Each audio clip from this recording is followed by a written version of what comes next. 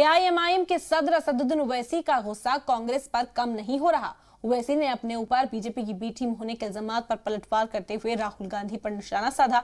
ओवैसी ने कहा कि अगर बी टीम मैं हूं तो वोट काट देता हूं, तो फिर राहुल अमेठी कैसे हार गए? क्या राहुल ने अमेठी में कोई फिक्सिंग की थी?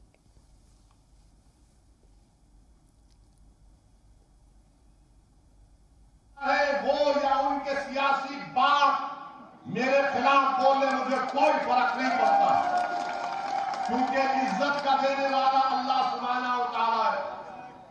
जहां कहीं इलेक्शन लड़ते, अरे आगे वोट काटने के लिए। अरे कांग्रेसियों, ये तो बताओ, तुम्हारा राहुल गांधी कैसे हार गया अमेठी से? क्या मैं जाकर अमेठी में इलेक्शन लड़ा था? क्या मैं लड़ा था? नहीं लड़ा। वो हार गए, स्मृति ईरानी से हार गए। तो क्या कोई तुमने स्मृति ईरानी से मैच फिक्सिंग कर ली थी? कांग्रेस पार्टी के कितने 50 लोकसभा में कितने एमपी हैं? तुम्हारे इतने कम क्यों हो गए?